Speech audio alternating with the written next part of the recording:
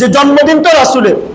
আচ্ছা, জন্মদিন রাসূলের, গরু ছাগল ও ভেড়া দুম্বা নিয়ে দরকার দেওয়া, মদিনা দেওয়ার দরকার। আপনি আর আমি চট্টগ্রাম আর ঢাকার অনুষ্ঠানগুলোতে যাই কেন? জন্মদিন যদি পালন করা এত দামি হয়, তা আল্লাহ রাসূল সাল্লাল্লাহু আলাইহি ওয়াসাল্লাম হাদিসের মধ্যে কেন বললেন না? আল্লাহ তাআলা কোরআনে একটা আয়াত পেশ করে কেন বললেন না যে তোমরা রাসূলের ঈদ পালন করো? যদি ঈদে মিলাদুন নবী পালন করতে হয় তো পাকিস্তান থেকে মৌলবী আনতে হবে কেন? পাকিস্তান থেকে ভণ্ড মৌলবীদেরকে এনে, যারা টাকনুর নিচে পায়জামা পড়ে, যাদের দাড়িগুলো ছাটা, যারা নামাজ ঠিকমতো পড়ে না, যারা নারীদের সাথে অসংখ্য প্রোগ্রাম পাবেন পাকিস্তানে, এই সমস্ত ব্যক্তিরা আওলাদ রাসূল হয় কিভাবে? আবার এদের অনুষ্ঠান, এদেরকে নিয়ে এসে আমাদের রাসূলের জন্মদিন পালন করতে হবে কেন? এদের দাম বেশি না রাসূলের দাম বেশি? এবার আপনি মনে করেন কেন আমরা ঈদে মিলাদুন নবী পালন করি না? কারণ ঈদে মিলাদুন নবী পালনের ব্যাপারে কোরআনও নাই, আহাদিসের মধ্যেও নাই। এখন আমাদের কাছে প্রশ্ন করে যে ঈদে মিলাদুন নবী এটার কারণে ওয়াহাবিরা আনন্দিত না, নবীর দুশমনেরা, এই জন্য ঈদে মিলাদুন নবীতে তারা আনন্দিত না। আচ্ছা, নবীর ঈদের কারণে আমরা আর একটু 5 মিনিট সময়ের মধ্যে আমাদের আলোচনা শেষ করে দিব।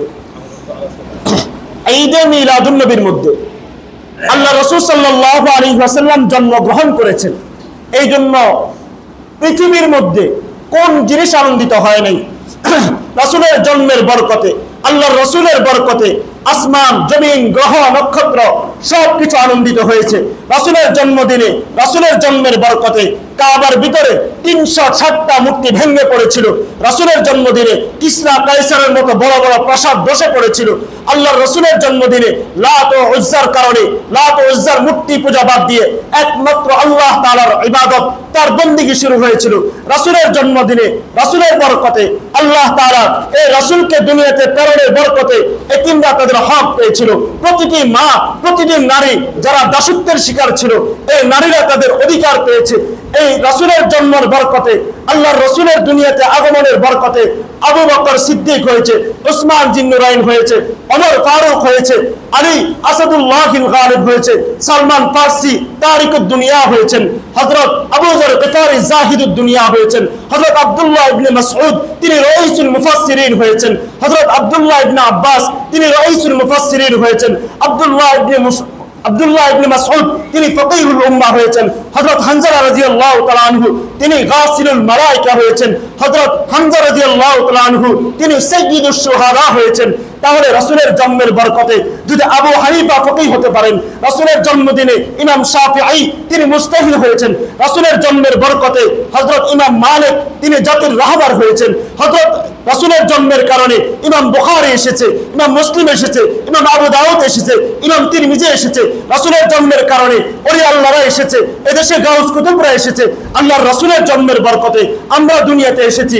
আমরা নিজেদেরকে মুসলমান দাবি করি, রাসূলের জন্মের কারণে আমরা নিজেদের মাথায় টুপি পরিধান করি, এবং রাসূলের জন্মের কারণে আজকে আমরা মসজিদে আসছি। তাহলে রাসূলের জন্মের কারণে কি আনন্দিত নয়?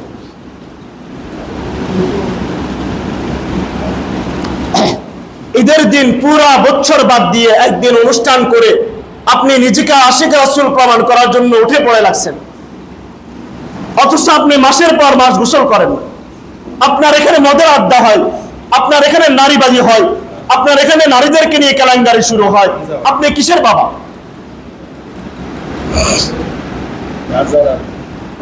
আল্লাহ রাসূল সাল্লাল্লাহু আলাইহি ওয়াসাল্লামের ঈদে মিলাদুন নবী কেন পালন করি না? আল্লাহ রাসূল সাল্লাল্লাহু আলাইহি ওয়াসাল্লাম 63 বছর হায়াত পেয়েছেন, রাসূল কোনদিন ঈদে মিলাদুন নবী পালন করে নাই। আবু বকর তার খলিফা হওয়ার পরে 2 বার তিনি খেলাফতের দায়িত্ব পালন করেছেন, 2 বছর তিনি ঈদে মিলাদুন নবী পালন করেন নাই।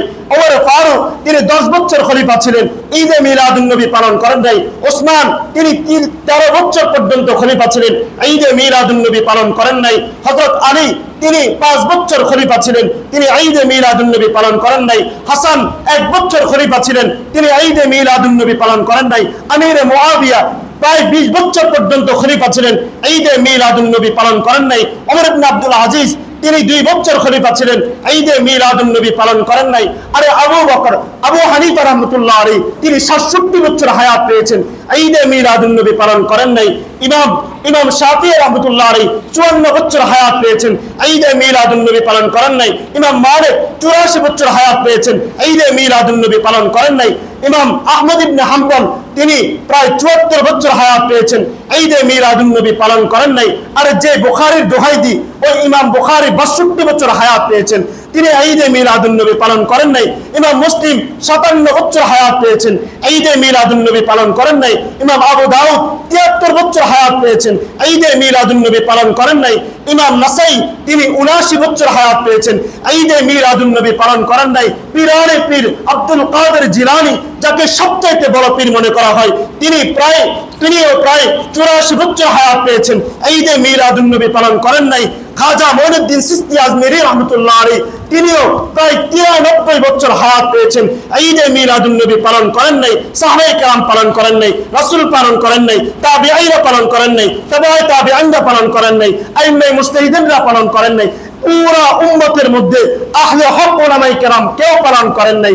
তাহলে আপনি আর আমি কোন দুঃখতে ঈদে মিলাদুন নবী পালন করি? এই সামান্য খিজুরের কারণে,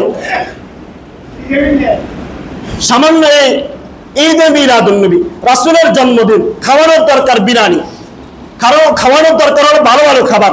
আপনারা এখানে গিয়ে লাট্টা খিচুড়ি দিবে, ওই যে মোড়ে মোড়ে, আমাদের এই সমস্ত মোড়ে মোড়ে ডেকজি বসাবে, আপনার ঘরে সামান্য তবারক দিয়ে আসবে। আপনার মতো রুচিহীন মানুষ কিভাবে এই খিচুড়ি খান? আপনার কি খাবারের অভাব পড়েছে? এই বেদাতি জিনিস কিভাবে আপনি খান?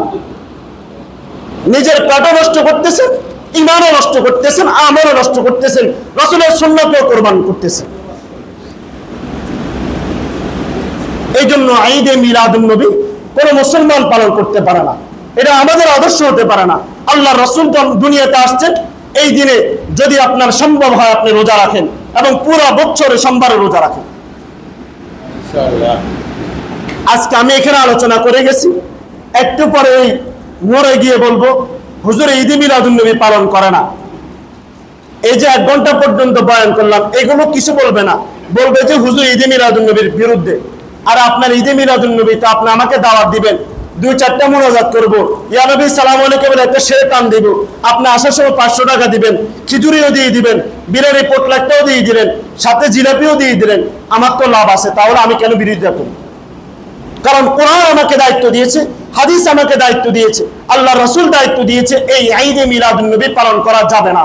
এই জন্য আমরা এটার বিরুদ্ধে। আল্লাহ রাব্বুল আলামিন আমাদেরকে এই সমস্ত বিদআত, কুসংস্কার থেকে আল্লাহ তাআলা আমাদেরকে হেফাজত করুক। ওয়া আখিরু দাওয়ানা আলহামদুলিল্লাহি রাব্বিল আলামিন।